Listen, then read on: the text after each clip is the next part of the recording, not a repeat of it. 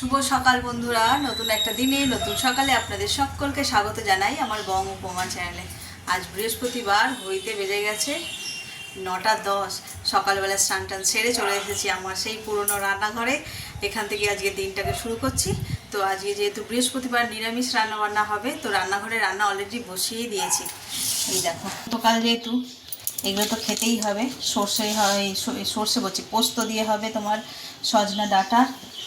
এখানে একদম বিউলির ডাল পাতলা করে, এতে ভাজা দিয়ে একটু পেঁপে দেবো, রয়েছে পেঁপে, এই পেঁপে দিয়ে বিউলির ডাল। এখানে ভাত বসিয়ে আর গেছে বাজারে, এখনও কিছু মানে এসে পৌঁছানি, দেখি কী নিয়ে আসে। বলেছি তো একটু থোড় নিয়ে আসতে, মোচা কিংবা এঁচড়, যে কোনো একটা রাতের জন্য।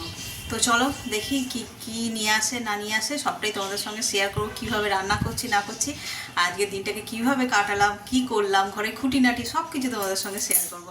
তো চলো আজকের দিনটাকে তাহলে এখান থেকে দারুণভাবে শুরু করি। ভাত ডাল সব বসিয়ে দিয়ে চলে এসেছি ছাদে একটু দেখতে গাছপালাগুলো। বর্ষা বলছি, শিলাবৃষ্টি হলো না, ঝড় হলো, একদম হুলুস তুলুস করে দিয়ে চলে গেছিলো আমার বাগান। এখন একটু ঠিক, এটা ঝিঙে গাছটা অনেকটা বড় হয়ে গেছে, উপরে উঠেছে, এগুলোও হয়েছে, এগুলো সব লাঠি টাঠি সব উড়িয়ে নিয়ে চলে গিয়েছিল। আর যেটা আসল ক্ষতি হয়েছে চলো দেখাই। এই দেখো, এখানে এই টবগুলো ফাঁকা, সূর্যমুখী গাছগুলো সব মরে গেছে, জিনিয়াগুলো রয়েছে, এই যে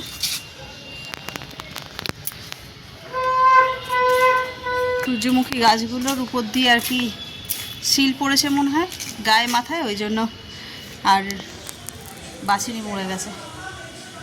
আর হঠাৎই দেখি এই সাদা পিটুনিয়াটা ফুটতে শুরু করেছে। এটা কিন্তু আমরা বসাইনি, জানো, এটা বসাইনি, এটা আপনা আপই হচ্ছে, কোথা থেকে দানা টানা এসে পড়ে আপনা গাছ হয়েছে, হয়ে আর হচ্ছে। ফুলও আজকে তেমন ফোটেনি, ফুল অবশ্য মা তুলে নিয়ে গেছে, দেখেছি খুব একটা বেশি ফুল ফোটেনি। গরমটা পড়েছিল তখন বেশ জবা ফুল ফুটছিল, কিন্তু এখন আর সেভাবে জবা ফুল ফুটছে না।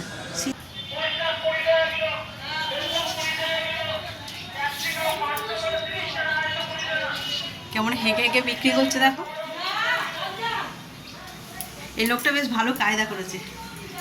এই লোকটা সবজি একটা দাদা আছে, চেঁচিয়ে মাইক নিয়ে নিয়েছে, সবাই শুনতে পায় অনেক দূর থেকে, কিন্তু আমরা যে ডাকবো সেটাও শুনতে হবে, কে জানে।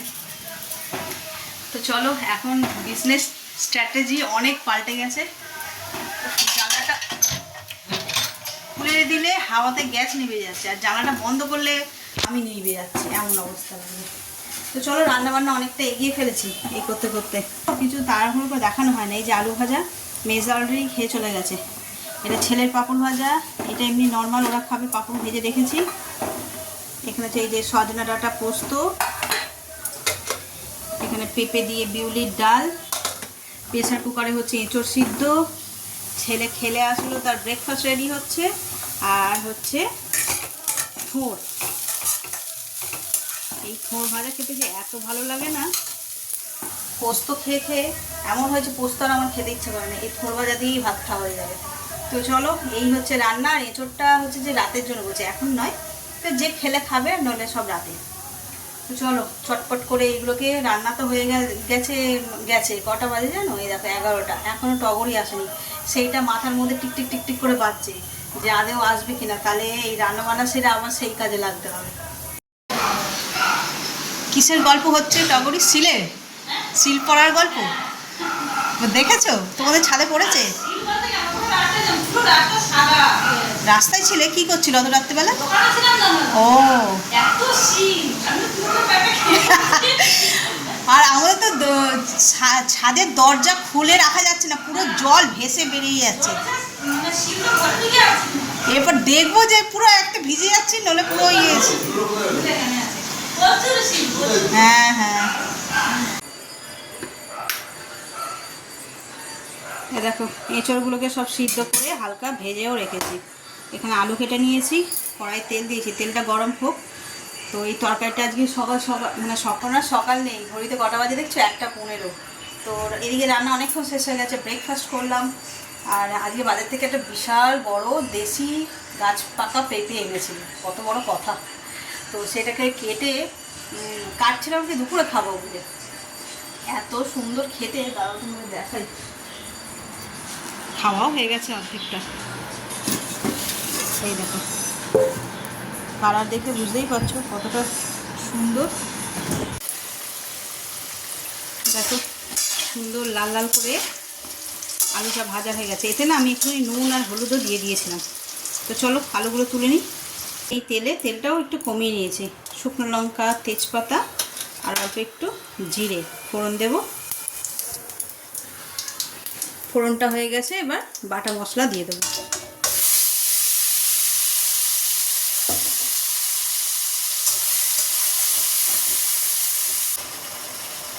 হলুদ দেব আর দেব জিরে, একটু লঙ্কার গুঁড়ো আর এটা লাল লঙ্কার গুঁড়ো আছে।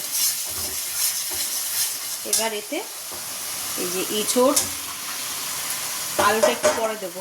আলুটা চন্দ্রমুখী আলু এনেছে না, একটুতেই যেন গলে ঘেঁটে যায়। এটা আগে মশলার সঙ্গে ভালো করে কষিয়ে নিয়ে তারপর আলুটা দেবো। সুন্দর আমার এঁচোড়ের তরকারিটা রেডি হয়ে গেছে, একদম ভেজ। এর আগের দিনকার কোপ্তা করেছিলাম আর আজকেরটা একদম ভেজ। এই ভেজ বলছি, একদম তরকারি গা মাখা। এবার এতে দিয়ে দেবো একটুখানি গরম মশলা আর ঘি। এই যে শাহি গরম মশলাটা দিয়ে দিলাম। আর নিরামিষ রান্না না, একটু মিষ্টি, একটু ঘি, একটু গরম মশলা, এইগুলো যদি না দেওয়া হয় কে জানে, আমার তো কোনো স্বাদই লাগে না। বিশেষ করে এই এঁচোড়, তারপরে তোমার বাঁধাকপি, ফুলকপি, শুক্তো, এগুলোতে আমার এই শুক্তোতে অবশ্য গরম মশলা যায় না, তবে ঘি তো মাস্ট শুক্তোতে। এ দেখো এই ফেস প্যাকটা এখন লাগাবো। এতে আছে চালের গুঁড়ো আর আছে টমেটোর দানা বা ওই টমেটোর রস আর কি, একটু কফি, মধু আর অল্প একটু গোলাপ জল। দেখো এবার প্যাকটা খুব সুন্দরভাবে তৈরি হয়ে গেছে। অল্প আর একটু গোলাপ জল দিলাম, একদম রেডি। চলো এবার তাহলে লাগিয়ে নিই। আর অনেকে না এগুলো ব্রাশ ইউজ করে লাগানোর জন্য, তবে আমার হাতই বেটার লাগে, মানে হাত দিয়ে আমি ভালো পারি আর কি ব্রাশের চেয়ে। আমার এই ব্রাশ আর চামচ এইসবের চেয়ে আমার হাত মনে হয় বেশি কমফোর্টেবলও ফিল করি আর ভালোভাবে লাগাতেও পারি। এটা প্রথমে লাগিয়ে 10 মিনিট মতন রাখবো, তারপরে এটাকে হালকা হাতে এরকম করে ম্যাসাজ করবো, অল্প জল দিয়ে তারপর ধুয়ে নেবো। ঘাড়ে লাগালেও ভালো হতো, তবে এখন আর মাথা ভিজিয়ে স্নান করবো না, আমি গলা পর্যন্ত করবো, তার জন্য আর ঘাড়ের দিকটা লাগালাম না। চলো তাহলে ফ্রেশ হয়ে তারপরে আসছি। এই জাস্ট স্নান করে বেরোলাম, আর ঘড়িতে কটা বাজে দেখেছো, 3:10 হয়ে গেছে। আর এই মানে মুখে লাগিয়েছি, স্নান করলাম, তারপরে শুকনো হবে তবে তো স্নান করবো, এই করতে করতে দেরি হয়ে গেছে। তো চলো এবার এদিকে খাওয়া দাওয়া সব গরম করে নিয়েছি, এবার খাওয়া দাওয়ার পালা। ঘড়িতে অনেকটা বেলা হয়ে গেলে, এত বেলা করে খাওয়া উচিত নয় জানি, তাও ঠিক বেলা হয়ে যায়। চলো আজ আমাদের কী কী মেনু হয়েছে সেইটা তোমাদের সঙ্গে শেয়ার করি। এই যে ওর বাবারটা বেড়েছি দিয়ে দিই আগে, অনেকটা বেলা হয়ে গেছে গো।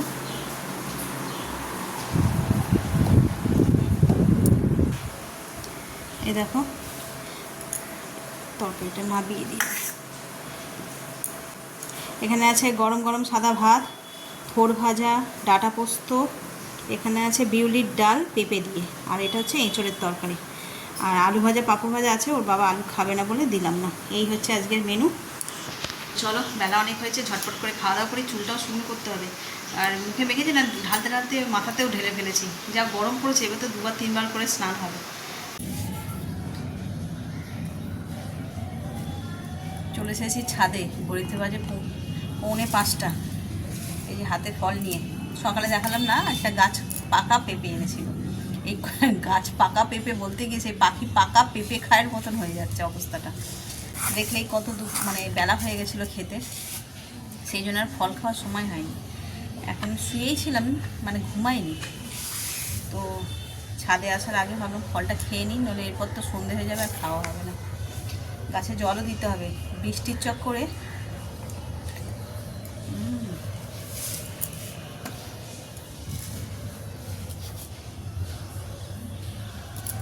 আজ আর মেঘলা নেই, এত বৃষ্টি পড়েছিল, পরে মাটিগুলো এমন ভিজিয়ে দিয়েছিল না, টিয়া পাখি যাচ্ছে, এমন ভিজিয়ে দিয়েছিল মাটিগুলো যে গাছে আর জল দিতে ভয় লাগছিল। পুরো মাটি একদম কী বলবো, সব মাটি ভিজে গেছিলো, সেই জন্য জল দেওয়া হয়নি। আজকে জল দেবো, দেখি ওর বাবাকে ডাকি, যদি পারি একটু সারও দিয়ে দেবো, তার কারণ বৃষ্টির আগে আগেই না সার দেওয়া হয়েছিল।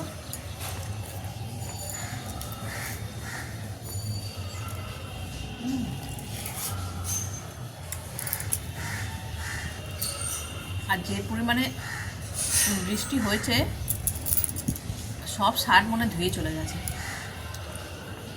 কিন্তু আজ একটু সার জল দিয়ে দেবো ভাবছি। ওয়েদার দেখে মনে হচ্ছে না বৃষ্টি হবে বলে।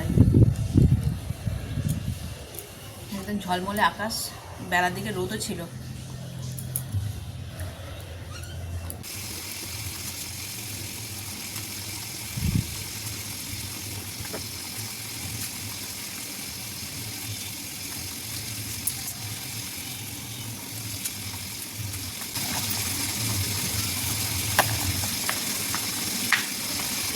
এক বালতি সার ভিজিয়ে রেখেছি, এইগুলোকে জলের মধ্যে মেশাবো, মিশিয়ে তারপরে হচ্ছে সব গাছেরা শুকিয়ে দেবো।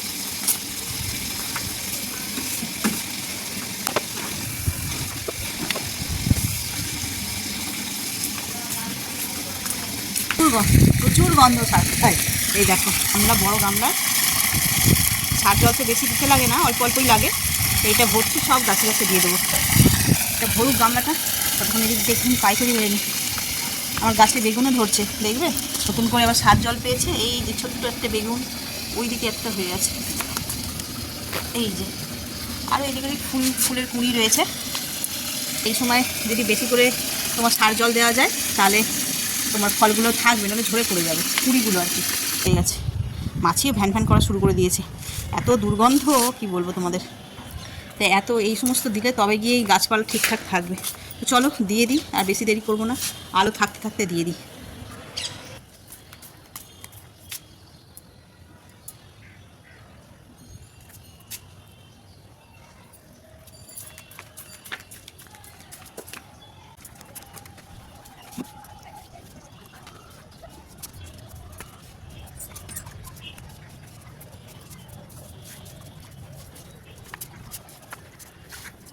জলগুলোতে না পোকা হয়ে গেছে, এত 3-4 দিন হয়েছে মনে হয়, 3-4 দিন একটু বেশি হবে, ভিজিয়ে রেখেছি, জলগুলোতে তো পোকা ধরে গেছে, সাদা সাদা পোকা। এইটাই হচ্ছে যে গাছের জন্য একদম মোক্ষম খাবার।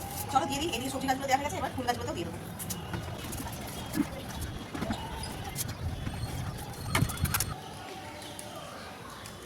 সব গাছে জল দেওয়া হয়ে গেছে, একটা বড় কাজ মিটে গেল।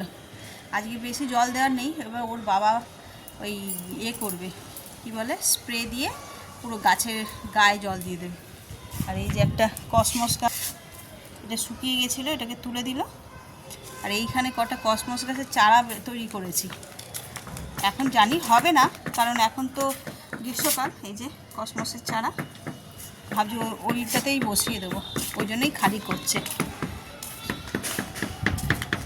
তো চলো ওইগুলো করুক, আমি একটু হেঁটে নিই। হাঁটাটা ম্যান্ডেটারি, সুগার পেশেন্টদের জন্য।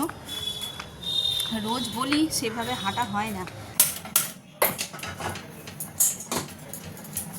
সন্ধেবেলায় চায়ের পর্ব কমপ্লিট, এখন হচ্ছে পরোটা। ছেলে খেলতে গেছিলো, এসেই আর সময় পায়নি, পড়তে চলে গেছে সোজা। তো টিফিন তো খেয়ে যায়নি, কারণ ঘড়িতে 8টা বেজে গেছে। তাই একটু পরোটা করে রাখছি, তরকারি দেখলে সকালে এঁচড়ের তরকারি করেই রেখেছিলাম, তো একেবারে ডিনার হয়ে যাবে। এটা করে রাখছি তার কারণ হচ্ছে যে রাস্তার খাবারটা একটু অ্যাভয়েড করা যাবে। পরোটা হলে খেয়ে নেবে, কোনো মানে বায়না করবে না। এমনি অন্য কিছু খাবার দিলেই তখন বলবে এইটা খাবো না, ওটা খাবো না, কিছু কিনে দাও, এই হচ্ছে কথা। চলো, প্যান বসিয়েও দিয়েছি, ওর মতনই কটা করবো। আমাদের তো রুটি হবে, এই হবে বলছি, রুটি আসবে।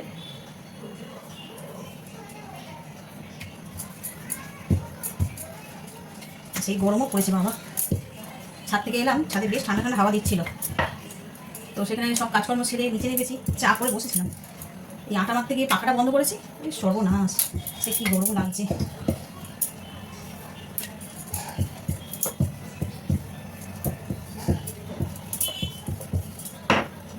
এই যে সুন্দর চিকন পরোটা রেডি। আর এই পরোটা খেতে ও খুব ভালোবাসে। গোল গোলগুলো করি, যখন করি গোলই করি, ওর মতন করলে তখন চিকন করি, কারণ এতগুলো লোকের পরোটা চিকন করে মাঝে মধ্যে করি, সবসময় হয়ে ওঠে না, সময় অনেক লেগে যায়। আর এখন তো কদিন হচ্ছেই না পরোটা টরোটা, যা গ্যাসের সমস্যা এখন ঘরে, এতগুলো পরোটা করতে গেলেই কতখানি গ্যাস শেষ হয়ে যাবে সেই ভয়। গ্যাস বুকিং হয়েছে, দেখি কবে আসে।